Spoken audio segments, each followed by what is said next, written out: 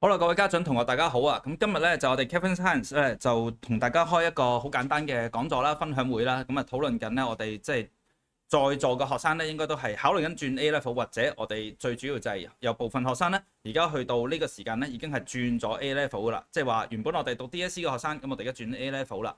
咁我哋都唔需要再話即係好簡單咁介紹啊讀 A level 有咩好啊定唔好，咁大家揀咗噶啦嘛。咁我哋今日咧最主要咧就想同大家解釋一下，或者叫分享一下咧。到底我哋作為一個 DSE 嘅學生，我哋喺香港呢個制度底下咧，即係由一開頭讀到我哋中三、中四啦，我哋而家突然間轉咗做 A level 啦。其實好多時候即係除咗我哋認知普遍認知，我哋話A level 考嘅題目冇咁深啊，佢嘅 marking 會有少少唔同之外，但係其實成個步驟或者係成個部署咧，去應付 A level 咧，同應付 DSE 咧係有唔同噶。咁今日咧，我哋就同大家分享一下，亦都希望咧，即係為大家準備呢個 A level 考試嘅時候咧，可以即係了解得更加深。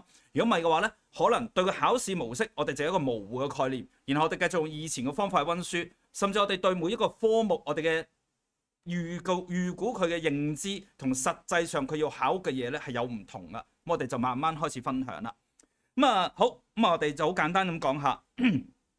咁首先咧。就係 A level 其實就唔可以話一句講完㗎。好多時候我哋話 A level 同 DSE 嘅分別係咩啊？好多人會覺得 A level 簡單啲，A level 嘅考試容易啲。咁呢個係一個即係相對嚟講咧，我哋形容就係一個安全嘅幻覺嚟㗎。因為好簡單就係話簡單啲，咁係咪真係唔使讀咧？或者係咪話我 DSE 成績唔錯，我 A level 一定考得好咧？係嘛？咁有冇失手嘅例子咧？咁好坦白咁講，點會考試係冇人失手㗎？一定有人失手㗎，不過失手你唔知啫。咁梗係考得好先同大家分享㗎嘛。咁呢個係好常見嘅一個錯誤嚟嘅。咁我哋嚟討論一下咧，到底有啲乜嘢咧係個分別啦？嗱，咁第一個最大嘅分別係乜嘢咧？我哋認為就係大家要認清楚，我哋 DSE 嘅制度咧同我哋 A level 嘅制度咧，其實係唔同㗎。我哋如果要直接講嘅話咧，我先講講呢度先。咁喺呢個表，即係喺呢個表裏面咧，呢個 PowerPoint 上面咧，我哋會睇到嗱 DSE 啦，我哋就係中四、中五、中六，然後我哋就中六下學期咧，我哋直接考一次嘅考試。咁其實佢哋嘅量咧，我哋真係學嘅 syllabus 嘅量咧係比較少啲嘅。根據我哋香港嘅考試局佢定出嚟嘅話咧，我哋定義每一科平均咧，我哋嘅教育時間咧就大概250個鐘。咁但係其實我哋要知道嘅就係，當我哋係轉咗入去 A level 呢個制度嘅時候咧，其實 A 咧，我哋如果係講英國制度咧，佢唔係淨係得 A level 噶嘛，佢之前其實有做過 IGCSE 噶嘛，或者你英國讀就 GCSE 啦。咁 GCSE 喺英國嚟講，咁譬如我哋話英國嘅中學係讀7年嘅，咁人哋中四、中五就讀 GCSE 啦，中六、中七就讀 A level 啦。咁而家我哋直接跳咗去 A level 啦，咁即係話我哋 skip 咗個 IGCSE 或者 GCSE 嘅基本課程啦。嗱，咁我哋會 skip 咗幾多咧？咁你可以睇到少少。咁第一 GCSE 本身咧都有時間教學時數，係嘛？咁我哋如果將 GCSE 再加埋我哋嘅 A level 嘅話咧，其實個總教學時數可能差唔多500個鐘㗎。如果我哋淨係計 A level 嘅話咧，都360個鐘。嗱，我哋用呢個係最量化嘅比例嚟嘅。咁但係 DSE 唔係，DSE 係250個鐘嘅啫。咁所以我哋會即刻比較到就係話，我哋如果一跳咗 A level 嘅話，哪怕你嘅底子好，哪怕我淨係計 A level 嘅課程，其實我哋學嘅嘢係多咗好多。咁呢個學咗多咗好多嘅內容，會對我哋嘅學習或者考試嘅部署有啲咩分別呢？就係呢度啦。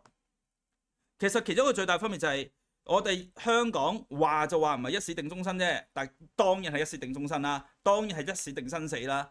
咁但係我哋內容少啊嘛。咁中四唔緊要，中四、中五我哋吸收知識，中六操卷，然後谷埋一次過。咁我哋中六下學期我哋考試啦，考 DSE 搞得掂，應付到。但係當我哋去到 A level 嗰時，仲得唔得呢？嗱，我又唔敢話全部都唔得，但係你就要問自己啦。250個鐘頭嘅課程得，一次過360個鐘頭課程得唔得呢？而且仲要睇係咩呢？就係你幾時轉過去 A level 啊嘛？你唔係話我中五下學期轉，或者我讀完中五先轉，人哋係。英國嗰邊係讀完中四、中五，然後有中六、中七2年係準備 A level。我哋係讀完中四上學期，我哋下學期就轉咗啦。我哋首先冇讀到 GCSE 嘅課程，然後我哋就一嘢跳深咗去讀 A level 嘅課程。咁即係嚴格上你係中段地跳咗過去一個500小時嘅課程。咁你能唔能夠話中四、中五輕輕鬆鬆，然後中六一次過谷埋考個 A level 呢？咁呢個就係一個好大嘅疑問。呢個我哋就係部署緊考試嘅時候咧，就好大嘅分別。咁所以我哋就會稱之為乜嘢咧？DSE 咧基本上就係一試定生死，一個爆發型嘅你總之中六嗰時爆都得㗎啦。但係 A level 唔得，A level 係持續地爆嘅。我哋係要有個好節奏地温書，因為 A level 咧亦都有第二個制度，比起 DSE 好嘅就係我哋唔一定要一次過考晒啊！大家應該都會知道 A level 係可以考好幾次嘅嚇，每一年有3個時間可以考試。咁啊睇下你幾時開始 A level 係嘛？應該係5、6月一次啦，然後10月一次啦，1月一次啦，大概咁樣一年有3次考試啦。咁當然每一次考試係咪可以考晒所有 paper 又唔係嘅，所以你要自己掌握好個節奏。點解俾你分開考啊？有好處有唔好處。如果你能夠提早將某一部分嘅 paper 考先，咁考完個 paper one， 咁你下次就唔使温 paper one 㗎啦，你可以集中火力考，即温後邊嘅嘢㗎啦嘛。咁你可以好好地分配你嘅時間。咁呢個係 A level 俾你嘅彈性，你就要好好地睇下點樣利用啦。好，咁啊當然啦，呢度都係㗎。其實呢個都係一個重要嘅問題嚟㗎。點解我哋讀 A level 咧會咁辛苦啊？一開頭覺得辛苦就係因為我哋基本上冇學過 GCSE。即係有啲 chapter 係你話你中四上學期，譬如我哋學咗啲第一、第二、第三課啊，咁但係你可能一學 A level 咧，你學第5課，但係你學 A level 嘅第5課，你冇學過淺啲嘅 GCSE 嘅第5課，咁所以你就覺得突然間難咗，係咪？點解我學得咁辛苦？係嘛？咁呢個係要注意嘅嘢，係我哋好要預期到有咁嘅問題。咁啊，所以咧我哋就再落嚟後邊啦。咁除咗喺呢樣嘢之外咧，我哋有幾樣嘢咧要注意嘅。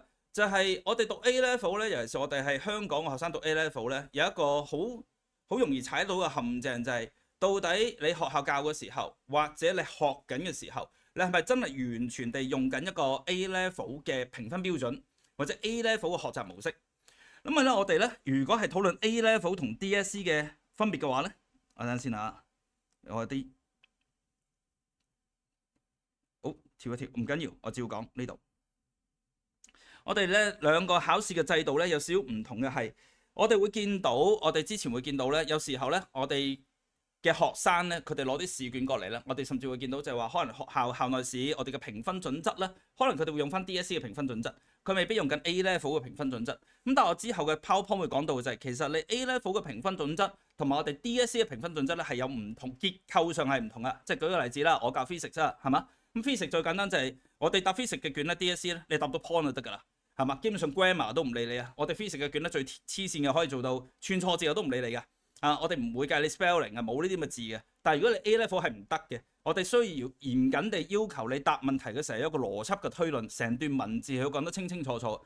咁所以基本上係兩套唔同嘅 training 系統。如果你用翻 DSE 嘅方法去學 A level 嘅嘢，哪怕你 concept 係掂，但係你冇學翻 A level 嘅答題技巧嘅話咧，其實有機會出嚟嘅成績係遠比你想象中差㗎。即係明明我識㗎，但係點解考得差咧？咁呢個係要注意。咁啊當然啦，另外啦，我哋有少少嘢要注意啦。你讀得 A level， 我哋咧要判斷一下，就係你到底大學嘅時候諗住係升邊度咧？譬如你係講緊我哋升香港嘅大學啊，定係你諗住去外國讀書咧？咁呢兩個咧，我哋會有少少嘅分別㗎。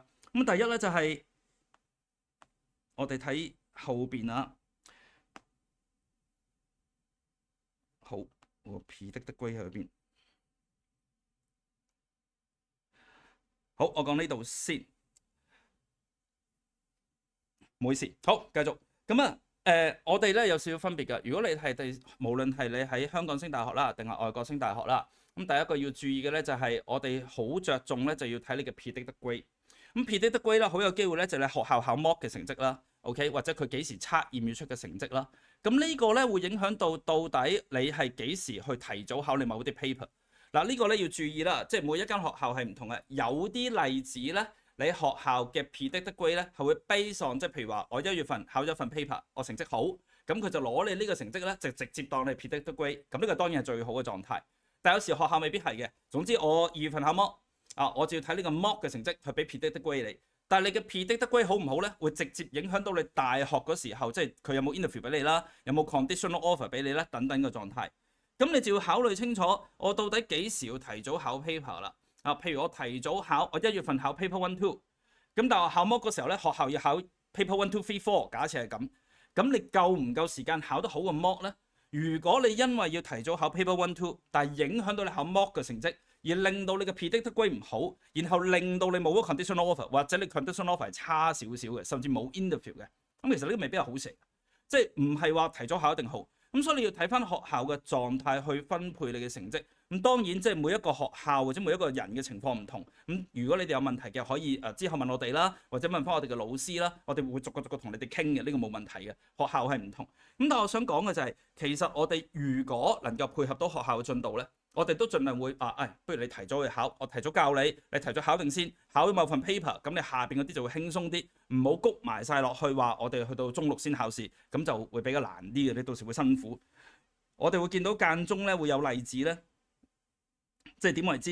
即係撞晒炒晒車咧，就係如果你係中六1月考一次，中六你有啲人1月考6月考噶嘛，但係你中六1月考嘅時你好麻煩嘅，1月考試2、3月考模，你5、6月份又考試，咁其實你嗰時會炒晒車，你會溫唔切嘅，嗰時會有機會咁嘅狀態。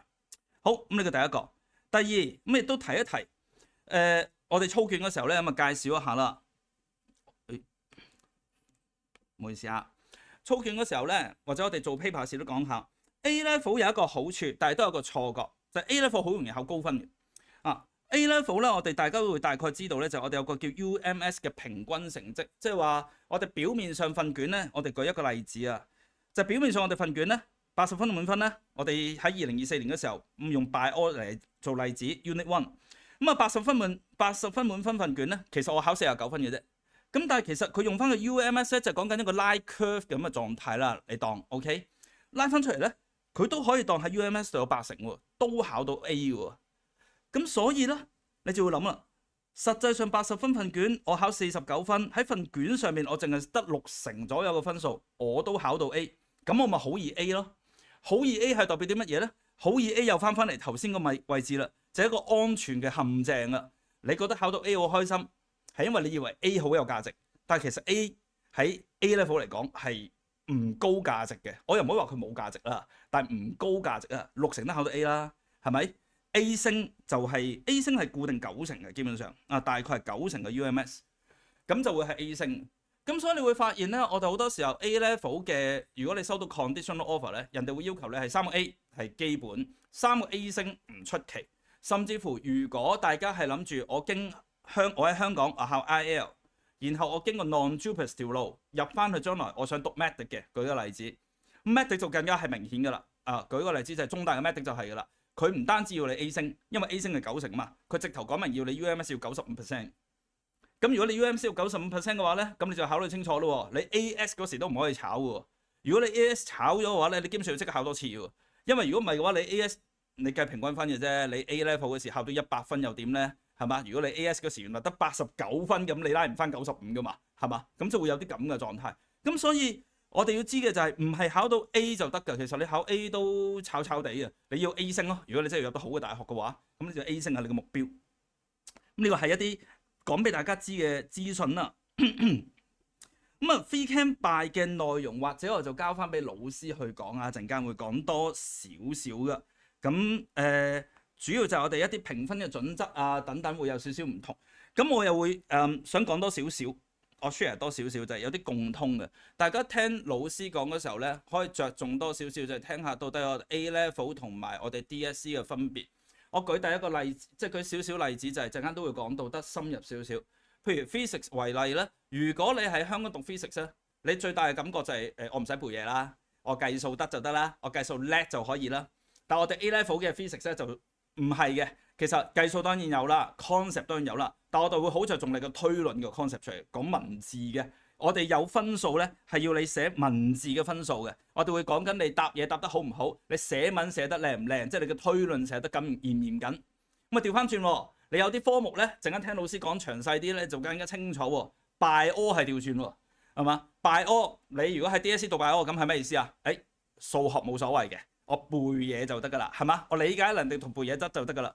但係 A level 嘅 Bio 陣間 Miss Bowie 會講到喎，佢有一 part 係超難嘅數學，我想講係難到我都唔好識㗎啦。總之係 Bowie 識啦，係嘛？我哋個老師就會識啦。咁呢啲係相反，我哋對個科目嘅 expectation 唔同咧，都會影響到你哋讀書嘅時候要準備定嘅嘢係唔同。好多時候學生唔係㗎，到真係學校教嘅時候懵懵盛盛啦，真係臨考試先溫啦。跟住就發覺完全唔係你嘅 expectation 啦，然後讀到炒晒啦，考埋出嚟炒咗先至再補救咧，咁就好大件事㗎啦，會好冇？咁我呢度唔講咁長時間啦，我交俾老師逐個嚟啦 ，OK？ 好 ，cancer 先 ，physics。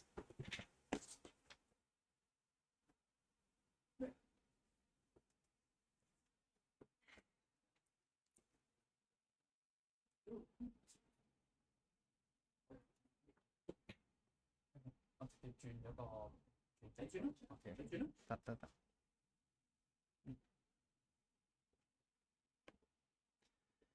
好，各位家長、各位同學，大家好。咁頭先 Kelvin 已經同大家詳細講咗 IEL 佢一個靈活嘅考試制度嘅。咁翻嚟 Physics 科本身啦，作為導師咧，其實我最常俾人問到嘅問題係究竟係咪 IEL 會真係簡單啲咧？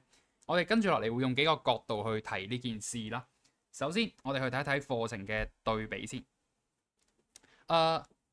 大家可以跟住我個 flow 去睇啦。OK，DSE 本身咧其實會分5個 core 嘅 topic 嘅 heat 啦、mechanics 啦、wave 啦、電啦同埋 radioactivity。咁跟住 IAL 其實都係有呢5個 topic 嘅，而且 IAL 係有 extra 嘅嘢㗎。就譬如可能喺 heat 度啊，佢係要你識 prove 公式㗎，要識 derive 啲公式。跟住而家好多方科嘅同學應該都學緊 mechanics 啦，係咪？IAL 會額外有 material 同埋 fluid 兩個 topic。簡單啲咁講就係 IAL 其實係每個 topic 上面都會比起 DSE 更加多。另外啦 ，DSE 咧其實我哋會分4個 elective 嘅 astronomy 啦、atomic world 啦、energy 啦同埋 medical physics。咁 IAL 其實都有呢4個，睇落去好似一樣啦，但係實際上 IAL 係4個讀晒，而 DSE 只係4揀2。所以簡單啲咁講，我哋會見到對 IAL 嚟講，全部內容都係必修。OK， 所以整體嚟講，點解頭先 Kelvin 提到啦 ，IAL 嘅課程會比起 DSE 多100幾個鐘 ，OK， 甚至乎可能係計埋 IGCSE 多200幾個鐘。咁除咗個內容方面會有唔同之外咧，其實題型都好唔同嘅。咁我就準備咗幾款題目啦，大家可以對比下。當然唔係叫大家做題目啦，今日我哋唔係教書，係咪？但係可以睇一睇上面呢部分咧係一條 DSE 關於 force 嘅題目，下面係 IAL 關於 force 嘅題目。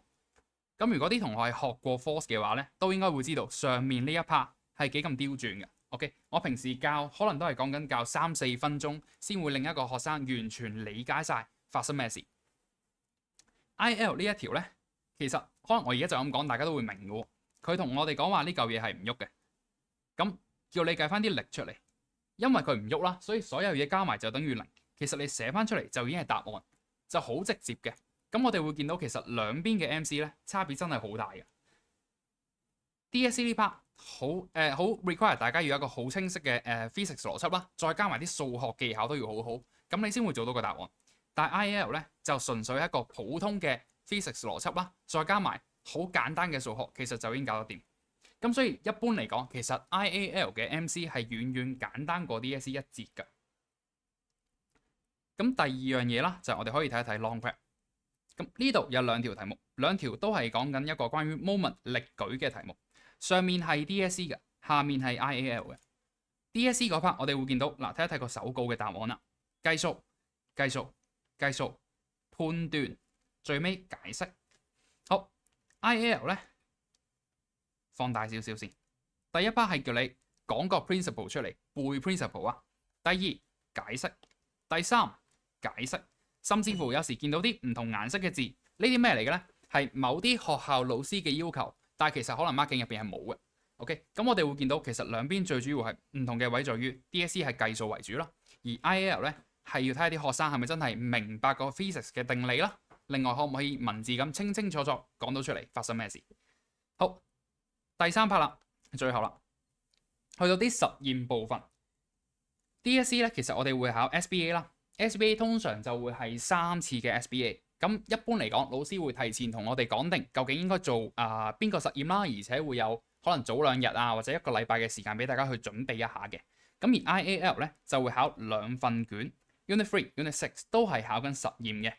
其實個壓力會喺 IAL 度會比較大少少嘅。咁大家可以試下當臨場參與一下啦。呢條係我近期教過一條比較特別嘅題目啊。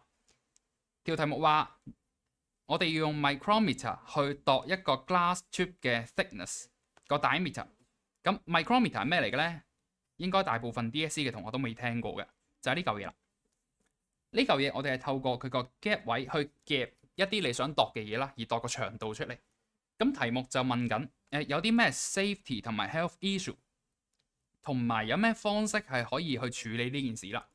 當時有好多同學其實係答我話，會夾爆個玻璃，跟住我哋應該要戴手套。咁其實佢哋嘅邏輯係完全冇問題㗎啦。但係咧 marking 入邊佢要提到嘅係一定要提到用 micrometer 夾爆玻璃。你唔寫 micrometer 冇分。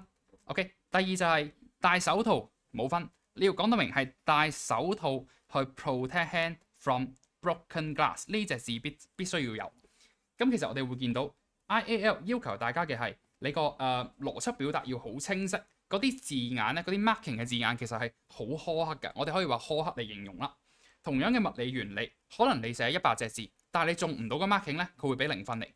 OK。但係相反，你掌握到少少個 marking 嘅話，寫起上嚟會輕鬆好多。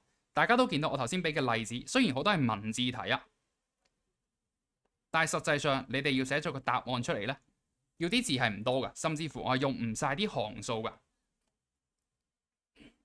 而呢啲關鍵嘅字眼啦，好似頭先咁講 broken 啊，或者可能係 micrometer 啊呢啲字眼，亦都會係我之後去教書嘅時候嗰個其中一個 IAL 嘅重點啦，比起 DSE 更加唔同嘅位啦。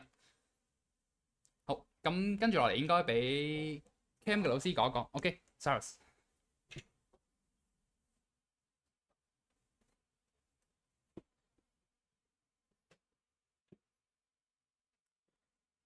好，大家好，咁啊，我係 Cyrus 啦，咁啊，自己教咗 Cam 咧都10幾年啦，A Level 咧都差唔多咁嘅年份啦，咁所以我對個課程其實都好熟悉下噶啦，咁樣，咁啊，今日咧就會同大家 share 下，就即係究竟大家需要考嘅一份 paper 啦，同埋大概即係 DSE 你學完啦，同 A Level 嘅主要分別喺邊度？因為大家都想知道究竟我讀咗嗰啲嘢同 A Level 有冇關係咧？即係我讀咗，喂，都成差唔多大半年嘅 DSE 課程啦。咁我係咪真係可以用得翻晒喺 A Level 上面咧？咁樣咁咧，首先我就先講咗個 paper 啦。咁啊，大家咧其實係要考6份嘅 paper 嘅。哇，咁多係啦。咁啊，由 U1 至到 U6 啦。咁啊，因為本身咧大家都大家由入去 A Level 去到真係完結晒咧，應該大概2年嘅時間啦。咁啊，首先頭一年咧，我哋就會考呢一個嘅 U1 至到 U3 嘅課程嘅。OK， 冇咗係啦。咁咧，然之後咧。去到第2年咧，就會考 U4 至 U6 呢3個嘅 unit 嘅。好啦，咁然之後咧，我跨一跨呢個叫 IAS， 咁但係香港就冇乜人考噶啦，因為 IAS 咧基本上就當 A Level 嘅一半。咁啊，如果你讀晒 U1 至 U3 咧，就等於你考咗 IAS 嘅課程嘅啫。咁而呢3個 topic 咧，如果你讀晒嘅話咧，係好接近你讀完 DSE 嗱，好接近啊，唔係完全正確嘅，即係大部分啦嚇。即係你讀晒成個 DSE OK，咁你就可以去考 U1、U3，我諗都應付勉強得到嘅。好啦，咁但係咧，其實真正打大佬個關咧，其實就喺 U4 至 U6，即係你應該係入 A Level 第2年開始啦。好啦，咁咧然之後 U3 同 U6 咧就係一啲我哋叫做 practical，你見得到，因為我哋 Cam 裏邊咧有牽涉非常之多嘅實驗，亦都係學生最弱嘅一環，因為佢哋接觸實驗嘅機會相對少。雖然佢成日喺實驗室上堂。但係其實老師用嘅實驗室都係我嚟講書嘅啫，好少又真係會做咗實驗嘅，所以基本上佢哋用到一啲 apparatus 嘅機會率咧係好細，所以考試無論 DSE 又好 A Level 都好咧，佢哋一定會針對學生嘅弱點。其實 DSE 同埋 A Level 都係，你每年錯，你成日都錯嘅，佢就會每年都出，問到你個 performance 好為止嘅。咁呢啲就係亦都我哋愛嚟預測嚇，譬如你之後嗰年會出啲乜嘢啊嘅一啲用途嚟嘅。好啦，咁啊U3 至 U6 就係呢啲 practical 啦。咁 U3 就基本上會涵蓋晒 U1 至 U2 嗰啲 theory 學過嘅嘢啦，即係裏邊有啲咩實驗啊，就一次過就喺呢一度問晒㗎啦。U6 亦都係一樣，佢會係包含晒 U4 同 U5 喺裏邊嘅實驗技巧，就係咁啦。好啦，咁然之後咧，頭先阿 Kevin Sir 都有講過啦。我基本上咧，我考完 U1 至 U2。我就會用呢一啲嘅 predicted grade 去報大學嘅。咁好多時候咧，啲人就會好 pay attention to U1 to U2。可能你會覺得，喂，我 IAS， 濕碎啦，係咪啲 topic 我一定應付得到嘅？嗱，但係正正就係因為大家有咁嘅心態咧，所以喺第1年大家都會炒得非常之轟轟烈烈嘅。咁點解咧？就係因為原來喺個銜接嘅上面會有好大嘅一個轉變。點解咧？嗱，我而家 list 咗咧就係啲 topic。左手邊咧就係一個 topic 啦，即係我冇話分喺 A Level 定 DSE 學噶啦，咁純粹我就歸納咗少少嘢出嚟嘅啫。嗱，呢一度咧就係個 DSE，呢度就係 A level 啦。好啦，我哋喺 Form 4 DSE，即係你應該學咗嘅 topic 咧，我就打 tick 嘅。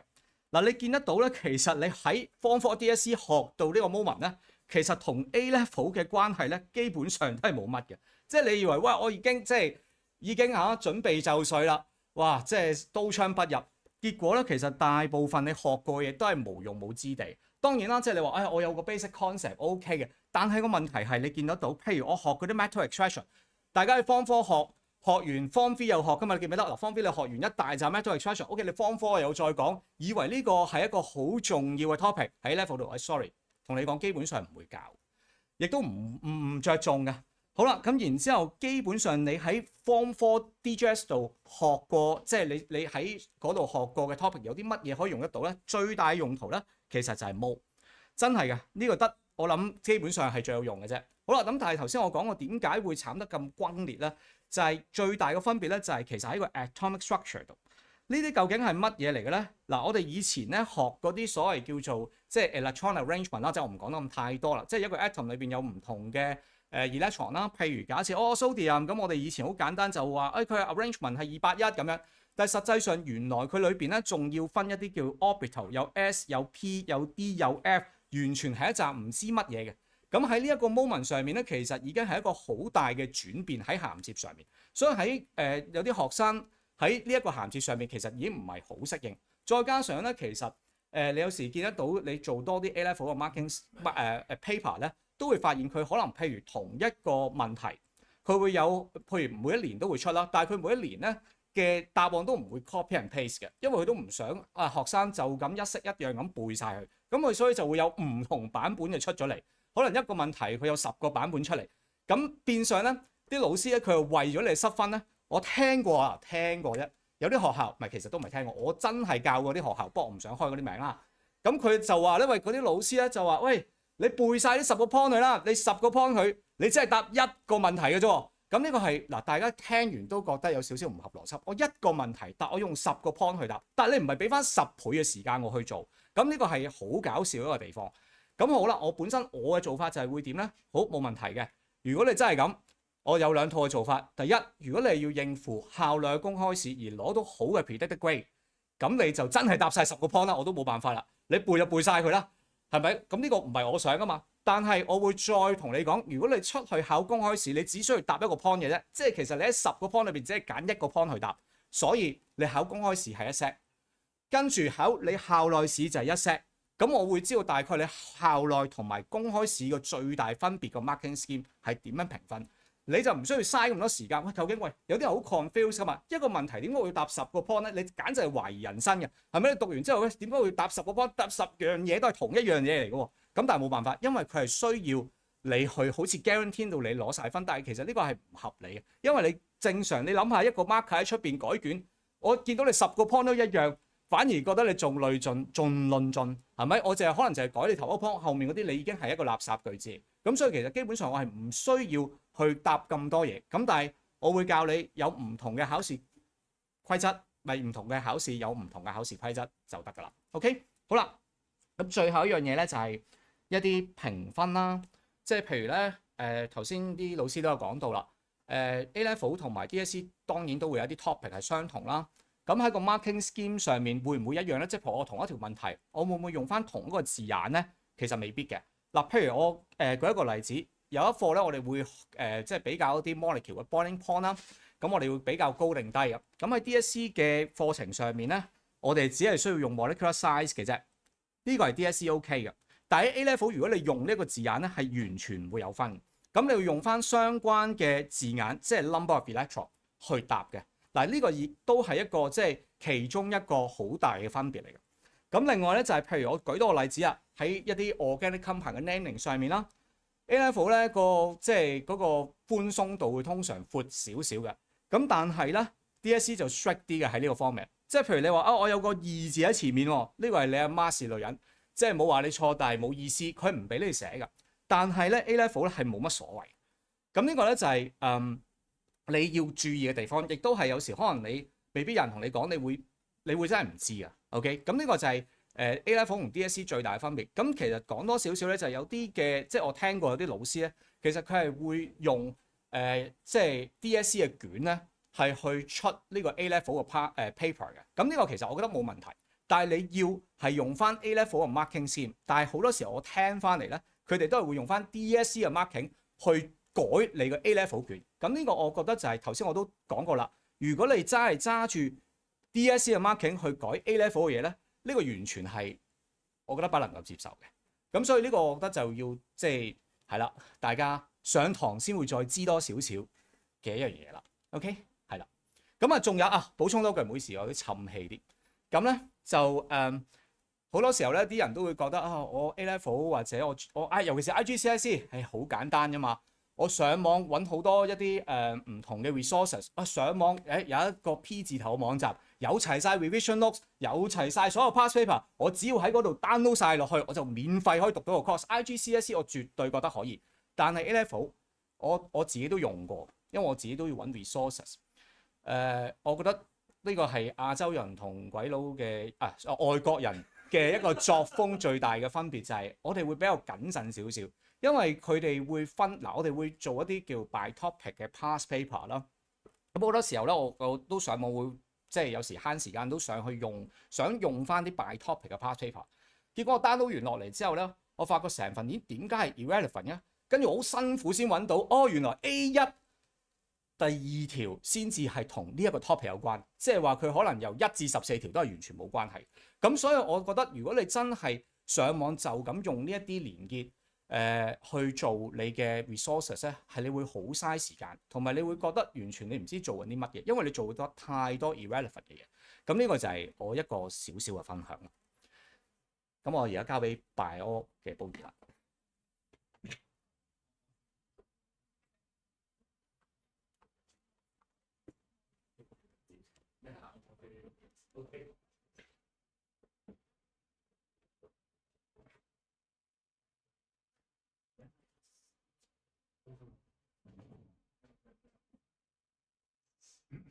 辛苦晒 Cyrus 講 Cam 嘅嘢啦，係啦，我自我介紹，我係教 Bio 嘅 Bobby 啦。咁然後咧，因為本身 GCIL 同埋 DSE Bio 嗰邊 Bio 嘅 topic 咧比較散亂少少嘅，咁所以我就做咗個 table 俾大家睇啦，方便少少啦。咁應該本身你哋如果而家讀開嘅見到呢一紮字，應該都覺得有恐怖級別嘅程度㗎啦。咁就係你會見到最左邊咧，其實我列晒全部而家 DSE 同 GCIL 有 involve 到嘅 topic 出嚟嘅。咁而 GCIL 就當然地，你估到係全部都讀晒啦。簡單講就係全部包晒㗎啦。咁而 DSE 咧就係中間交叉咗嗰啲位置嚟嘅。咁即係如果呢一紮就全部都唔使讀啦。咁當然做 analysis 我哋好熟咧，我會知邊啲係 slightly overlap，邊啲係 highly overlap，邊啲其實 overlap 啲好多咁樣各樣嘅狀態嘅。咁啊講一個最搞笑嘅就係呢個爆膜嘅條線啦。咁應該基本上大家全部都已經讀咗有一課叫做 Food and Human 啦。咁啊知我哋日常食嘅嘢可能係 carbohydrate、lipid、protein 啦。基本上你拎起一嚿嘢食嘅營養標籤，你都見到入邊有碳水化合物㗎啦，一定係呢一紮嘢。咁然後咧，如果喺 DSE 嗰邊讀咧，其實讀得好簡單嘅，就咁講話我本身食碳水化合物，我可能攞嚟 release 一啲 energy 嘅講 function 嘅。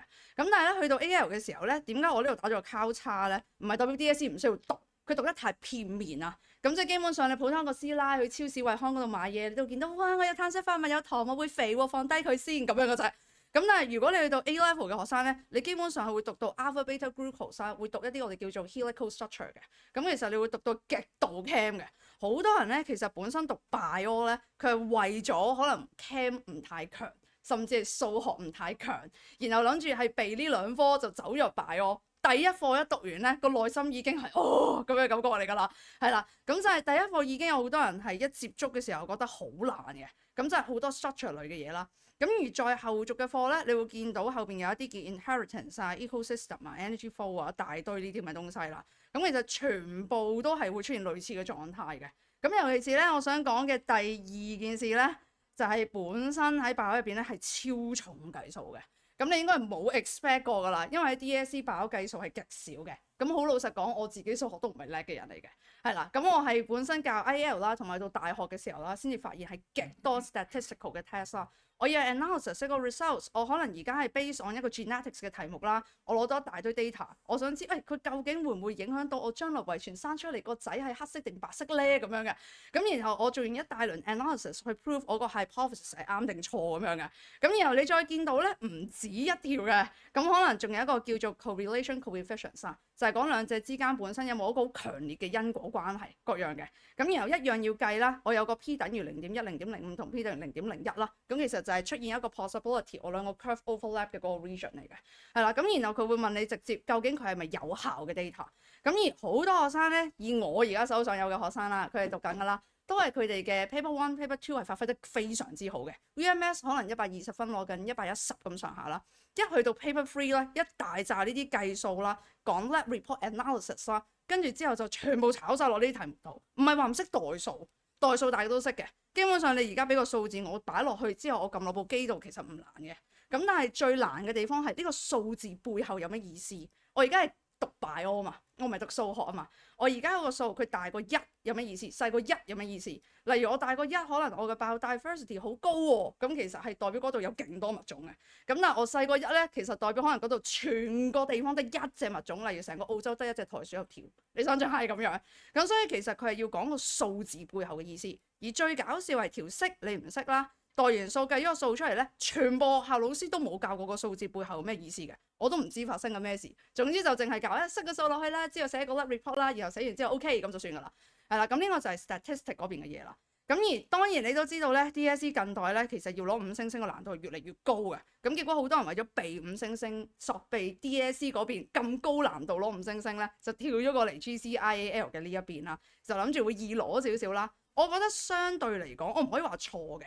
你有你嘅優勢，亦都你有你嘅難關咯。咁所以如果你嘅優勢咧，你會見到其實明顯3樣嘅，就係而家你見到嘅keywordings 嘅比重性比起 DSE 係低嘅，係啦。咁我哋爆呢邊咧，好多時佢係會喺 marking 嗰度會出一個叫 reference 或者 idea of something 嘅，我都可以直接 show 俾你睇，有冇所謂？因為我隔離全部就係本身唔同類型嘅 past paper 嘅 marking 嚟㗎啦。我是但就 show 一份啦。我最近教緊佢哋 natural selection 最尾 evolution 嗰 part 啦。你會見到好多都係寫 reference to something 啊 ，idea of something 啊，即係佢完全係冇一個好 official 嘅 marking 嘅。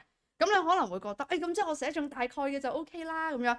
佢又唔係嘅，即係佢好多時係寫完某樣嘢啦，佢可能隔離咧間唔中會出現有個咩 additional guidance，一定要做某一個字先至有分，類似咁樣嘅狀態嘅。咁然後佢俾分咧都係用呢個 standard 去俾。咁而過翻去啱啱嘅我嘅呢一邊咧，所以 keywordings 咧佢的確比重少咗。我冇話我一定要中一個 term 例如 evolution、speciation， 唔使，你寫到大概呢一個意思就可以。咁但係所謂嘅 idea of elaboration， 我做到幾長定幾短呢一個狀態，我唔係好知咯。好多人都係會 kick 死喺呢個位置嘅。咁然後另外就係個 question type 啦，好唔同嘅。DSE 其實轉數好勁啊！本身係如果我而家同你講翻糖尿病嘅人點解有心臟病啊？咁你就覺得糖尿病好高血壓會容易有心臟病咯。DSE 係要推可能5分講到入邊嗰啲膽固醇累積各樣嘅嘢嘅，好應用嘅，亦都好重，好似自己做醫生咁。咁但係如果以 IEL 嚟講咧，佢嘅題目轉數係低好多嘅，背誦嘅比例高好多嘅。咁所以好多轉數唔強嘅人咧，就直接可能會揀GCIL， 我記咗呢一紮嘢，你攞我其中呢一段出嚟，攞去答6分，咁就已經搞掂㗎啦。咁第3個優勢就係好固定嘅答題技巧，佢基本上出親咧，佢一定有一個特定嘅 flow 去答題嘅。基本上就係我啲學生會咁樣形容：你學一個 template， 你去答6種題型，同一個 template 你 apply， 見到某個字塞落去一定滿分嘅。咁呢個係 GCIL 嘅特色嚟嘅。我估唔係淨係我擺我嘅，一陣可以問埋 Phi 同 Cam 嘅老師係咪類似咁嘅狀態啦。因為我聽佢哋講話，佢話好似 Cam 嗰邊都係咁樣嘅。我聽過學生同我講，咁結果就係佢會出一個狀態，我學一個答題嘅技巧，你只要學識咗一套好強嘅技巧，你係可以用落去10種題型入邊嘅，就唔好似 DSE 咁咧。我而家今次你問我爹哋點解會遺傳攣頭髮俾我個仔喎？下次佢就唔知攞咗隻鹿同佢講佢會生一隻角，完全 apply 唔到過去㗎。咁兩邊係完全 isolate， 你要背2種題型咯，先至可以答到2款題目嘅。咁但係呢邊就唔係嘅，而且好 fix 咧。佢例如上年考完，今年又會考，下年考完，大後年又考，係啦，佢會不停咁重複出嘅。咁變成咗你會覺得嚟嚟去去都係嗰啲嘢喎。於是就講埋有咩挑戰啊？挑戰咧，我估好多人都唔知道咧，Bio 嗰邊係會有閱讀理解嘅，係啦。咁而喺我哋嘅 Paper 5啦，會有一段 reading passage 嘅文章啦，大概2000字到啦，你預5版字啦。咁然後係會預先喺你考之前嘅1個月 release 俾學生嘅。咁然後你睇晒成段文章之後咧，你係冇任何結論嘅，因為佢係冇題目嘅，佢淨係一篇咁樣嘅 scientific article 咧，就係咁樣答俾你一紮字咁樣嘅啫。咁然後你睇晒啦，你就覺得哦係喎，例如前2年出咗筋膜炎咯，係啦，筋膜係完全唔知咩嚟嘅，啲學生又唔知咩嚟嘅，總之睇完一輪啦。咁睇完之後咧，到你考我嘅 paper 5嗰一日咧，佢會突然間 base on 文章，佢會成段擺翻出嚟啦。第16行、第18行、第20行，個作者咁講喎。我想知背後有咩原理可以解釋到呢件事啊咁樣。跟住你就好好笑啦！喺做卷嗰陣時咧，你走翻去第16行啦，閱讀理解。佢曾經講過呢嚿嘢有脂肪組成喎。跟住之後你又再寫有脂肪組成，脂肪咧根據我學咗本身喺入邊讀咧有啲咩ACE 幫啦，唔知乜鬼幫。咁於是你就開始寫。結果咧，多數我哋會做嘅嘢咧，就係你一收到嗰篇文章，你一俾我 analysis， 我出20條，你幫我背咗佢，中其中10條，你已經好高分。係啦，咁基本上我哋會做呢一樣嘢。咁但係你自己閱讀理解夠唔夠強啦？第二樣嘢就係啱啱講 statistic 嗰啲分析類嘅題型啦。本身一大堆計數，啱啱 share 咗2種咋，你估得2種計數？我都想，我搞少好多嘢，係啦，咁係唔止2種計數嘅，係啦，仲要佢全部識得好複雜，有用到 summation 啦，會用到可能唔知乜嘢 D 2次啦，你會見到全部啲數都係 statistic 好難嘅嘢嚟嘅。咁仲有第3就係課題嘅數量同比重係出現明顯嘅分野嘅 DSE 幾平均嘅。我有30個 topic，30個 topic 我可能呢一條考一條，呢個考一條，呢個考一條，呢個考一條 ，total 有11條題目，最尾嗰條 essay， 呢個係 DSE。咁但係 GCIL 佢嘅 paper 1同 paper 2咧，佢可能 paper 1係1至5課啦 ，paper 2係我嘅5至10課啦 ，paper 3係純實驗，實驗係1至10課 random 一課，係啦，抽出嚟做實驗。咁然後佢嘅比重咧，例如我啱啱上邊有講過嘅呢一個第1個 topic 啦 ，which is 係 biological molecules 呢一個咧，其實比重重到癲嘅，即係佢每年80分入邊，你預過可能佔12分咁嘅狀態咯，係對佢到一個好誇張嘅狀態嘅。咁而再後少少去 share 多啲俾你哋睇咧，就係本身喺堂上邊，如果我哋教嘅時候，大概會點教咯？因為其實正如啱啱 Cyrus 講啦，其實好多學校都出現同一個問題嘅，老師教一堆答題出到去寫唔係嗰紮字，再唔係就係試過啦，係我而家教緊手上嘅2大間學校啊，好出名嘅名校嚟㗎啦，都係。老師教嘅 marking 咧係用唔到落去 IAL， 或者佢直情話 IAL 個 marking 錯，你要跟我都聽過㗎。佢直情話呢度錯成我溝叉佢咯咁樣。咁我出去跟你係咪 guarantee 可以俾到個 A star 我先？人哋嗰個 official marking 嚟嘅喎。結果我哋教書咧好麻煩嘅，係啦，咁就係你會見到我會特登寫嘅，例如 GCIAL 嘅時候其實係咁樣答嘅。某間學校名校入邊佢係咁樣答嘅。我要拆開寫咯，你學校 mock predicted grade 你要攞高分，你要咁答；你要出去高 grade 你要咁樣答。我每 part 都咁樣拆開寫。咁由你温書嘅時候 depends on 你温學校個 mock 定係你要温而家出邊嘅公開試。咁然後你去決定你要寫邊套方法。咁我亦都會 highlight 翻有啲咩字一定要中，因為佢除咗 concept 佢 idea of 一個 term 嚟嘅。咁你嗰個 term 就一定要中㗎啦。咁而再後邊可以 share 多少少俾你嘅就係我近代改過佢哋嘅卷啦。係啦，咁啊俾你睇下佢哋而家會考嘅題目啦。咁當然我 delete 晒學生嘅名啦。咁例如咧，本身喺 bio 嘅 GCIL 咧係有 essay 題嘅，係啦。咁你唔好諗住DSE 有 essay 喎，走咗過嚟呢邊話嘢冇 essay 唔開心咁樣。係啦，咁佢 essay 題你見到就係佔緊6分啦。咁而6分咧，好多人以為我答到6個 point 出嚟就滿分嘅。咁你聽我咁講，你都估唔係啦，係啦。咁其實佢有分一個叫 level 1、level 2、level 3嘅狀態嘅。咁就係佢而家嘅範疇入邊，你要每個 area 都 high 中嘅。例如呢個寫2分，呢個寫2分，呢個寫2分。我 share 俾你睇，而家呢個就係其中一個 example 嚟嘅。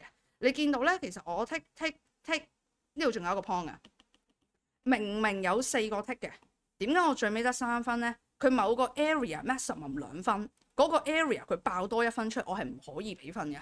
咁好多人唔知就以為我記咗一大紮字，我見到佢本身 essay 類嘅題目，我又開一份 essay 類嘅題目俾你睇咯。係啊，反正我呢一度其實本身成個呢個 iPad 入邊就勁多 past paper 嘅，係啦。咁我是但開一個 essay 類嘅題型俾你睇啦。咁你會見到有一啲我哋叫做 QWC 星星類嘅題型嘅，咁就係明顯會佢喺隔離會打粒星嘅，然後寫個 QWC，跟住之後就有好多個 point 喺後邊噶啦，係啦。咁我盡量睇下揾唔揾到啦，因為我最近有同佢哋上過堂之後洗亂咗啲次序。呢個啊嗱，咁你會見到有 QWC 啦，跟住有個星星啦，咁然後下邊佢就會有一大紮呢一啲咁嘅 point 啦。咁跟住佢多數就會同你講要踩中個 area 1、2、3中晒先至俾6分你咁樣嘅，就唔係香港嘅 essay 咁樣。我真係你而家個 marking scheme 有嘅 point，我本身寫晒之後我就齊晒你啲 point 啦，就唔係咁嘅意思嘅。咁當然我哋會幫學生改卷嘅，係啦，我話俾你知中啲咩唔中啲咩啦，我會寫 comment 啦，跟住話漏咗啲乜嘢字啦，會特登去寫翻分析翻你每一個嘅強弱嘅。咁而配套上邊都係嘅，其實好多時我哋會同學生做 mock 啊或者操卷啊、貼題啊各樣嗰啲，會排到好靚啦，個 schedule 例如係咁樣嘅狀態啦。學生出嚟個成績其實係好嘅，你會見到大概嘅狀態。佢哋喺學校用翻我教佢嘅嗰一套方法去寫，其實喺學校會係好高分嘅。係啦，你而家暫時見到係其中一間學校啦，咁總之就係會出到好高分嘅，因為我哋本身有埋學校嘅 marking。最主要你要學校 predict 得 grade 高咧，你唔可以 predict 老師個 marking 嘅。咁你得一個可能性啫，你本身有老師個 marking。咁你點樣有老師個 marking 就係一個 resources 嘅爭奪戰啊。係啦，就係如果你而家手上有嘅 resources 你係比其他人多嘅，咁其實你好容易會中到學校老師要嘅 marking 嘅。咁而你個 predict grade 高，啱啱講就可以用嚟報 conditional offer 嘅狀態啦。就唔係你以前覺得喂，學校我炒咗冇所謂啦 ，DSE 我一次攞高分就得。而家就係同你講唔係咁嘅玩法，咁樣嘅意思咯。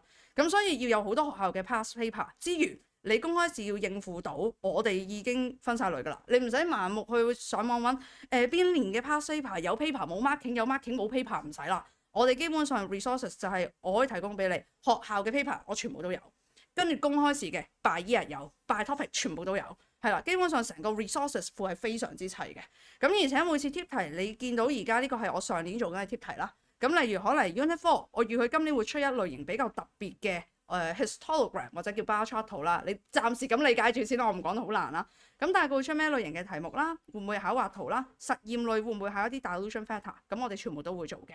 係啦，咁大概 bio 嗰邊嘅你見到嘅嘢就係咁啦。咁 round up 下大概3件事啦。咁就係第一啱啱講嘅數學比重好強，唔好諗住 expect 入到 bio 之後唔使掂數。我話俾你知 expectation 係一定要掂數。你而且如果數學弱嘅話，一定攞唔到 A 或者 A 星㗎啦，你唔需要諗㗎啦。第二件事咧就係、是、你啱啱上邊見到嘅 essay 題型玩法唔一樣，唔好諗住大包圍，然後全部 point 搭晒落去就滿分。你有機會可以寫20行一得2分咯，而啲 point 其實中晒落一個 area， 淨係咁樣。咁最後第三件事咧，就係極度固定嘅答題技巧，但係你嘅技巧要好強，係啦。咁其實就會變成咗你嘅 GCIL 就會極高分噶啦。咁我擺咗嗰邊嘅 share 暫時就係咁多先。咁我交翻俾 Kelvin 講剩低嘅都數學唔好意思，係交埋俾 Kenneth 講數學嗰邊嘅東西啊。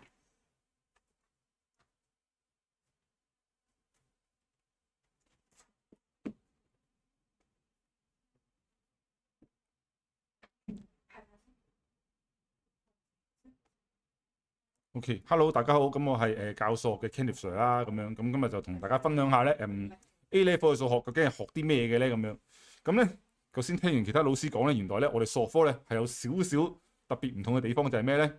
嗱，數學有6份卷嘅 ，OK， 你要考6份卷，咁有4份咧就叫 P1、P2、P3、P4咧，即係代表 Pure Math 1、2、3、4啦，咁樣，咁呢4份咧一定要考噶啦，咁但係咧原來數學咧係有得揀另外2份 optional unit 嘅，咁呢度咧。有5個選擇，你可以揀一個。咁 M 係咩咧 ？M 係咩咧 ？S 係咩咧？咁 M 同 S 咧就代表就係 mechanics 啦，咁樣 OK， 同埋 statistics 啦，咁樣係嘛？咁仲有咧有個叫 D 字嘅就叫 decision math 啦，咁樣 OK。咁咧 mechanics 係講咩咧？咁顧名思義就係其實關於啲 physics 嘅嘢啦，力學啦咁樣。咁 stat 就係統計啦咁樣。decision math 咧，咁你好少聽到呢個名嘅。咁其實香港就唔係好中意用呢個名嘅。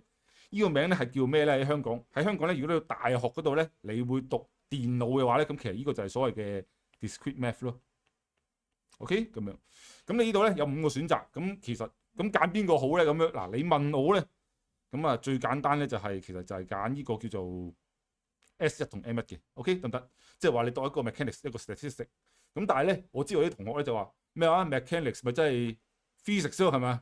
咁 physics 呢科大家都知道係咪臭名遠播好難讀噶嘛，係咪？咁啲人會唔揀嘅，咁係可以嘅 OK。咁唔揀嘅話咧，咁你會讀咩咧？咁我自己就會咩啊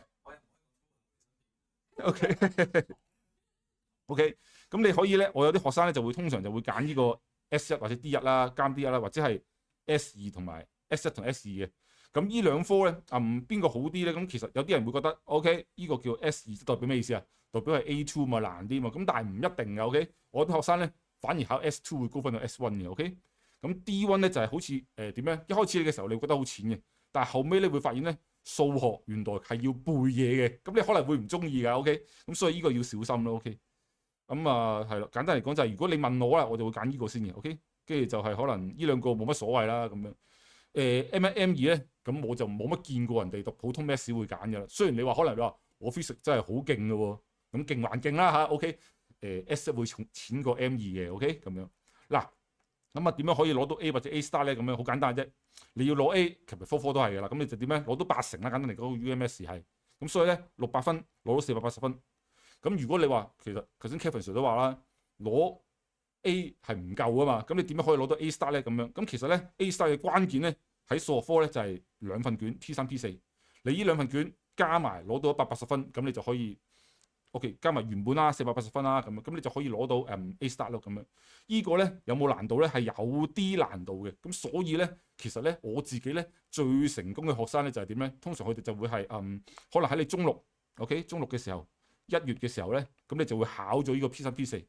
搞掂咗，咁你就可以好輕鬆咁樣，唔使再讀數學啦。搞唔掂，咁你可以有多次機會俾你補考咯，得唔得 ？OK。咁所以其實數學咧就點講咧，即係你補習係好抵補嘅 OK。咁我自己揾食好難嘅，點解咧？因為咧我啲學生咧基本上咧可能由中五嘅10月嚟啦，咁補到中六嘅1月咁啊，其實1年多啲已經學晒啲嘢啦。咁搞掂咗就拜拜，就唔會再嚟啦咁樣 OK。咁其他科可能難啲啦，係咪？即係要讀夠2年啦咁樣 OK。嗱，咁講少少咧，大約嗰啲內容係點樣嘅咧？咁 Paper 1咧，大家係個 honeymoon 嚟嘅，基本上你見到咧，全部嘢咧都係你Core Math 嗰度學咗噶啦，除咗呢個叫 differentiation 同 integration，即係所謂嘅微積分啦咁樣。咁但係呢個微積分咧係好淺好淺嘅，點解咧？因為只需要啲一個 xn 次方。咁我諗係嘛？如果有家長喺度啊，其實你都仲記得㗎啦，係咪？就算 even 你係冇再掂過數學，你都記得呢個 D 元係咩嚟㗎？就係 nxn 減1啦，係咪？咁呢啲好淺嘅嘢嚟啫 ，OK。雖然話就話聽落去好似好恐怖喎，微積分喎，咁唔係嘅，好容易嘅 ，OK 咁樣。咁去到 P2 咧，都唔係特別容易，都唔係特別難嘅，sorry啊，咁都係比較容易嘅。咁樣呢度有咩好講咧？呢度就係咧我記得啦，你哋咧要小心啲，就係咩咧？你哋要準備好買個部計數機 ，OK。咁咧 Casio 嗰部咧有部叫做 CG50嘅嘢 ，OK。咁就係咩？呢個叫 Graphic Calculator，OK。咁呢部機咧係非常 powerful。簡單嚟講咧，我以前我最初出嚟教呢個A level 嘅時候咧，我唔知嘅 ，OK。原來呢部機咧係好揾笨嘅。簡單嚟講，你有呢部機同你冇呢部機咧，冇呢部機啲人係好蝕底嘅。有呢部機嚟簡直嚟講，我覺得係 cheating 嘅，對唔對 ？OK。點解係 cheating 咧？因為咧你呢一 part 或者呢一 part 咧，尤其是呢個 trigonometry 嘅時候咧，我可以教到你咧用呢部計數機咧。你係唔識計，你都可以扮嘢攞到滿分嘅 ，OK， 所以係好有用嘅。同埋咧，成個 A level 咧係好着重啲畫圖嘅。咁呢部機係可以畫到圖嘅，咁所以一定要買嘅，得唔得 ？OK， 唔買你就我有學生係唔買都考得好嘅。咁但係你冇需要自己令到自己咁辛苦，係咪做人嘅係咪？輕鬆啲，容易啲 ，OK， 得唔得 ？OK， 就係咁樣咯。咁所以記住，你去讀之前買定呢部機。呢部機香港如果你喺商務買，好似2000蚊啦咁樣 OK， 但係你自己上亞馬遜訂咧，我估好似100蚊美金到嘅啫，所以平一半嘅。咁啊買定啦 OK 咁樣。咁去到 P3 P4 咧，其實就開始難好多㗎啦 OK， 因為佢就係我哋分 A start 㗎嘛係咪？咁個難除咗難之餘咧，仲有咧其實個 emphasize 好唔同嘅，同香港嗰啲做法 OK。例如咧呢一個咧你冇學過嘅香港，即係香港係 DSE 冇嘅。咁人哋咧成個 A level 即係呢一 part 個精神咧，其實係考你對嗰個 graph 嘅認識咯 ，OK？ 呢度見唔見到有啲咩啊 modulus function 啦咁樣，咁香港基本上係冇嘅 ，OK？ 咁就畫出嚟係一個類似啲 V shape 啊，或者一啲倒轉 V shape 嘅嘢啦咁樣 ，OK？ 咁你畫到出嚟之後咧，其實基本上就做到啲數噶啦，仲有呢個叫做 linear fractional transformation， 咁就係一啲咧咁樣嘅 function，OK？ 咁呢個圖咧你要識畫咯，呢啲圖要識畫，咁畫出嚟基本上就係一啲可能咁樣嘅嘢啦 ，OK？ 咁樣得唔得？咁如果你唔識畫，有啲老師咧就係咧。可能咧，佢哋會用你一啲教法嘅，OK？佢可能會教你，OK？呢個圖咧，其實係由一啲咁嘅 reciprocal function，然之後 transform 就得到啦咁樣。咁但係你咁樣做就會做到好多步驟咯。我自己就有啲方法咧可以畫得呢啲圖畫得好快嘅，咁你基本上就會做到咯。OK， 咁啊，但係依家因為時間所限啦，我唔可以喺呢度教你點樣畫啦。OK， 得唔得？咁仲有呢度又係啊，呢個 reversing rule 咧就係咧，雖然咧即係 integration 啦，咁雖然咧 MM2 有嘅，但係個 emphasis 係好唔同嘅。MM2 咧即係我哋以前細個讀書咧，如果我哋做啲 integration 咧，我哋用 substitution 嘅。但係依家咧，你喺 A level 嗰度咧，佢呢個叫 reversing rule 嘅嘢咧，其實基本上咧係咩嚟咧？就係你估翻個答案，用 differentiation 去試個答案咯。OK，咁所以你呢啲你要明白人哋嗰個考試嗰個精神係喺邊度咯。OK， 得唔得？咁呢度一樣啦，呢度呢啲叫 iteration 嘅嘢咧，如果你買咗嗰部計數機咧，就可以撳得快好多啦。OK，咁我譬如嗱呢度就係我想講下咧，即係香港學嘢同英國學嘢係好唔同嘅。譬如香港學叫你 solve 呢條數，呢個咧有好多方法嘅。第一個方法咧就係分 case 啦，見唔見到啊？分 case 大過二細過二啦咁樣。呢個我哋以前細個讀書咧，我細個讀書嘅方法嚟嘅。OK， 咁樣。咁呢個方法唔係唔得，但係會慢好多。咁仲有第二個方法係點樣做咧？有啲人咧就話啲老師咧就係我自己聽啲學生講啦，見親呢啲咁嘅嘢咧 ，OK，modulus 即係代表咩意思？代表原本 x 等於 x 減二或者係正負啦。OK， 兩個答案啦咁樣。咁我就會唔理咁樣將呢個 modulus 變咗呢啲咁嘅嘢，然之後就計數啦。咁樣做得唔得咧？係得嘅。OK， 係得嘅。但係有陣時咧你要 check 答案咯，你有陣時會有可能有啲多咗嘅答案你係唔需要嘅咯。咁所以咧，其實呢兩個方法都唔係最好嘅。英國咧其實人哋 A level 咧個精神係咩咧？就係我先講畫圖啦。所以你咧一定要識得畫呢啲咁嘅 V-shape 嘅圖咯，得唔得 ？OK， 你畫到出嚟之後咧，咁其實成條數咧變咗好簡單嘅啦。OK， 咁所以你要明白有啲嘢你係做到，但係你要用啲最好嘅方法去做咯。我自己覺得咁樣咧，最後就分享埋呢個 P4啦。嗱 P4 咧見到咧有啲叫做咩？見唔見到呢個 proof by contradiction， 即係咩意思咧？即係話你想證明一啲嘢啱，你首先假設係錯嘅先，然之後揾矛盾出嚟。即係例如你想證明我係一個男人，你首先會點啊？假設我唔係男人。但係然之後你發覺係有問題嘅，咁你就最後就 conclude 咗我真係一個男人嚟嘅。OK， 得唔得？呢個咧係我哋以前我細個讀書，我哋 A level pure math 嘅先有嘅。OK， 得唔得？咁所以係少少難嘅，咁你哋要注意翻啦。呢啲有少少難啦，咁樣。OK， 咁仲有啲咩特別咧？係啦，呢度咧有個叫做 integration by parts 嘅嘢啦。咁呢啲咧就係香港 M2 有嘅 ，OK，M1 冇嘅。咁咧，但係咧香港做 by parts 咧就係可能會教你老師會教你 let 啊 U 係咩啊 DV 係咩啊。咁但係咧，其實人哋 A level 咧有個叫做DI method 嘅，OK， 咁香港又唔係好興嘅。咁但係呢個 DI method 咧，令到咧呢個 bypass 咧就會容易好多咯。咁你哋如果讀 A level 嘅話，就要學埋呢啲嘢咯，令到條數做得快好多嘅，容易好多嘅。OK， 咁最後就係咯，講多兩句啦。S1 咧就係 statistic 啦，咁樣。咁你望翻咧，其實就基本上同就係 M1 嘢嚟嘅。OK， 得唔得 ？M1 嘢嚟嘅咁樣。咁你如果你有讀過 M1 嘅話，咁你就會覺得好容易噶啦。OK， 咁sorry， 我先覺得啲 S1 嘅 A level 就等於翻香港嘅 M1，即係 Module 1。OK， 得唔得？香港嘅 Module 1，即係 stat 嗰 part 啊，得唔得 ？Calculus and statistic。哎呀，呢啲 terminology 我知道好 confusing 係咪 ？OK， 我講緊 A level 嘅 S1 同香港嘅 M1。OK。咁呢個咧就係 A level 嘅 M1 就係 Mechanics 1啦。咁你見到咧，如果你有讀過 physics 嘅話，你一眼望落去咧，你就覺得咧全部嘢見過晒嘅。咁所以係容易㗎。OK， 如果你唔係太憎 physics 嘅話，強烈建議你揀呢個嚟讀咯。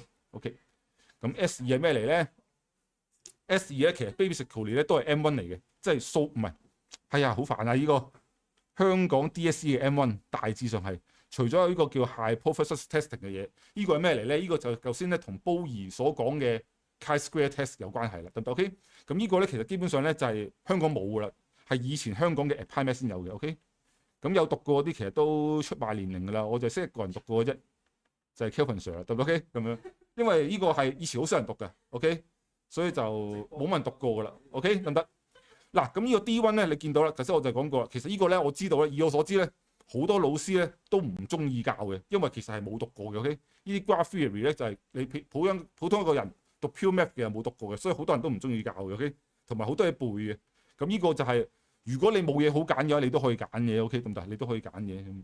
咁最後嗰個就叫 M2 啦，即係 Mechanics 2啦。咁你見到咧，你望下咧，你 even 你有讀 physics， 你有啲 term 你都未見過啊，就係咩Newton's law of restitution 啊，係咪啊？呢個 statics of 呢個 rigid bodies 啊，咁呢啲其實你 even 讀 physics 都冇讀過啦。咁所以又係唔建議揀嘅。呢啲係邊個揀嘅咧？呢啲係你有讀 third time math 嘅人先會揀嘅咯。OK， 咁樣，咁好啦，咁我講到呢度先，咁啊交翻俾 Kevin Sir。好啦，大家好啦嚇，俾人詛咒咗我哋 physics 科咧，詛咒一大輪之後咧，就唔知想點啦嚇。咁啊 physics 當然係一個深受歡迎而偉大嘅一個科目啦，係咪先？嗱，我哋差唔多結尾，不過大家如果有問題嘅咧，喺呢一刻咧，大家可以打去我哋嘅留言板，即係打去個 chat room 嗰度，咁我哋就會陣間解答下。如果大家有問題可以解答下。咁我最後咧做一個少少嘅收尾啊。咁其實咧，我哋今日呢個少少嘅分享會啦，少少嘅 talk 咧，咁啊其實真係一個鐘頭內希望可以完成到啦。咁但係大家會見到，即係無論係我啦，定係我哋大家嘅同事啦，所有嘅老師咧，即係講到好似好急咁。咁其實點解咧？就係我哋唔想好沉氣，但係其實我哋心中想表達嘅好多，因為我哋教咁多年書啦，我哋會知道，真係 A level 同 DSE 基本上咧，雖然都係同一個科目，但我哋學嘅真係唔同。我哋有時會講笑咁講話，咁煮飯啦，係嘛？係咪話你識煮飯就代表得咧？咁我哋而家可能都係米嚟㗎，都係飯嚟㗎。咁你煮緊 risotto，定係你整緊個壽司飯，定係我哋做緊一個香港人普通煲飯？咁你個手法完全唔同啊嘛，都係飯，但係唔同啊嘛。學嘅嘢、答題技巧、內容，甚至係你成個讀同一個科目嘅方向，你個 mindset 係唔同。咁我哋都好希望咧，可以即係分享俾到大家，因為我哋見過太多學生都係你唔炒咗，你唔知道自己衰啊！你一定要炒咗先知衰，咁啊 too late 啊！咁最後咧，我都會同大家講咧，就係我哋其實即係教 A level 咧好多年嘅經驗㗎啦。咁我哋都會組織到一少少嘅。咁如果大家本身自己嘅 basic concept 係得㗎啦，呢個係前提嚟嘅，係 basic concept 得啦。咁我哋會點樣有效地幫大家爭取到一個好嘅成績咧？尤其是大家可能係會分卷考㗎嘛，唔同嘅時間㗎嘛。咁基本上我哋會有少少嘅模組啦。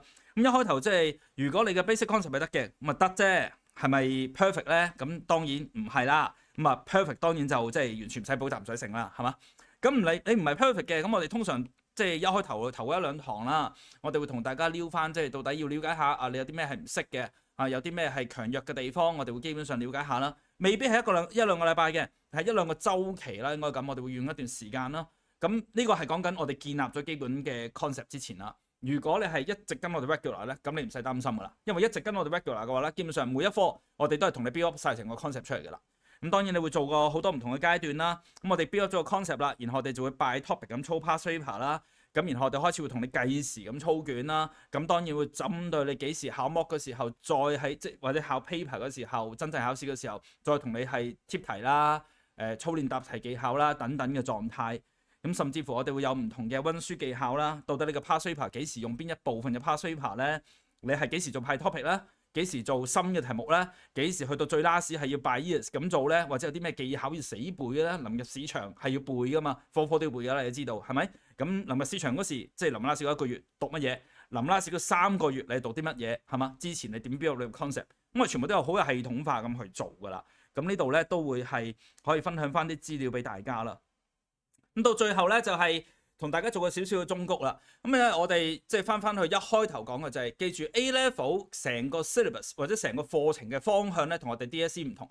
DSE 真係可能考你臨場到中六嗰時候嘅爆發力有幾強，但係 A level 係好考你成個過程喺未來嗰2年幾3年裏面咧，到底你點樣鋪排，可唔可以好好地善用你嘅時間？如果唔係，你真係當 DSE 咁讀嘅話咧，你乜嘢都擠晒中六先做咧，咁一定炒車嘅基本上，同埋你就會好浪費咗 A level 能夠考幾次嘅呢個優勢啊！我哋頭先應該我唔記得咗講啊，A level 我哋可以考2次啦，我哋計你我哋唔係可以考2次，我哋計你最近嗰2次最高分嘅成績，咁你可以考好多次嘅理論上，咁呢啲係我哋嘅彈性，我哋就唔好錯過啦。咁呢度咧，我哋係唔能夠針對每一個學生或者每一間學校嘅 case 好個別咁樣去講噶。咁所以咧，如果大家對 A level 嘅課程有咩特別嘅意見或者有問題想問啊，如果你哋而家可以留言啦，或者你哋而家咧可以好簡單地抄低一個電話號碼啦。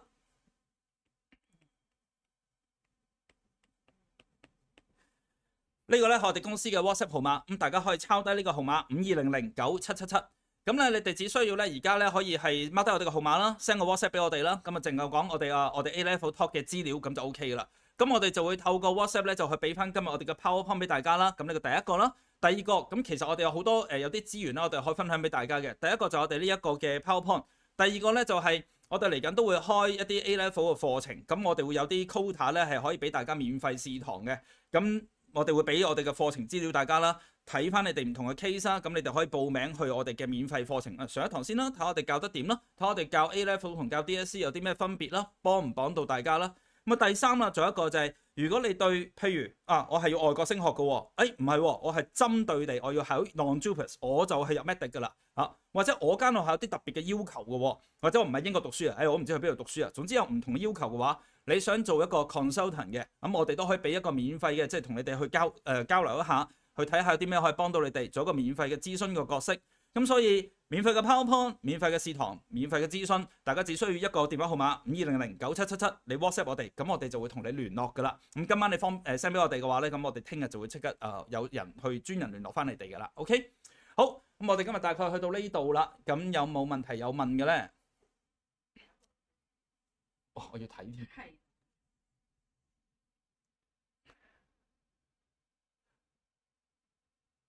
因為我哋啱啱傾緊就係，如果佢可即係佢自己報嘅話，就冇咗學校嗰個決定。Also apply A level exam outside in addition to study。有個同學問咧，佢間學校咧就冇 offer 到 A level 嘅，即係冇得讀 A level 啦，淨係可以讀 DSE 或者 IB。咁就我冇理解錯嘅，應該話我可唔可以一邊讀 DSE 一邊自己再考 A level？ 唔建議咯，係嘛？唔建議。你喺呢個炒車嘅狀態之下，再加多個 DSE 嚟炒多金啲。係冇錯，呢個係 critical。你 A level 嘅成績要入大學就係要報 non-JUPAS。你如果用 DSE 成績入大學咧，就係 JUPAS。兩個係要你喺中六嗰時9月嗰時已經係分清楚，你唔可以同時兩邊報。咁你如果揀得 non-JUPAS，當然唔使考 DSE 啦。你揀得 DSE，即係你揀得 JUPAS 嘅話，咁 A level 對你完全係冇幫助。除非你話我要去外國讀書，咁就再傾咯。但係就咁樣你會讀得好辛苦，好辛苦。唔會轉校嘅，係名校嚟㗎，係冇理由轉學校嘅。Kenneth Sir，IB 都唔算太難啦，係嘛？又要開多個戰線 IB 啊？又真係唔同玩法咯，都係一句壽司定係 risotto 定係我哋廣東煮白飯，真係唔同嘅嘢，完全唔同嘅嘢。我都知道係嗰幾條咯，係嘛？都係嗰幾個 subject，但係就有啲唔同。呢位同學或者呢位家長啊，我唔肯定。你可以 WhatsApp 同我哋溝通，我可以同你電話再傾到底有啲咩可以幫到你，你嘅情況係點樣？咁可能喺呢度打字我哋唔了解夠清楚，咁我哋喺 WhatsApp 度或者我可以同你通過電話咧，就會更加清楚。OK， 好，咁睇下仲有冇問題。如果冇問題嘅話咧，我哋今日都到此為止啦。嗱，大家如果有啲咩問題嘅，你想慢慢問嘅，你想同我去電話傾，或者甚至面對面約個見面嘅去傾嘅，咁全部都記住抄低我哋呢個電話52009777。OK，send 個 message，send 個 A level 咁樣 say 個 hi 都得㗎啦。我哋大概都知咩事㗎啦。OK， 好，咁就到呢度為止啦。拜拜。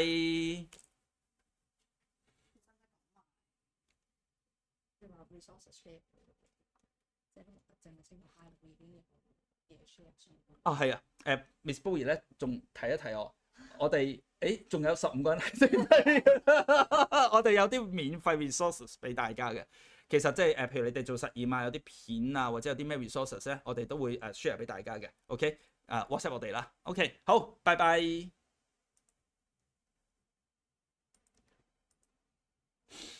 同埋 OBS，點解剪片會？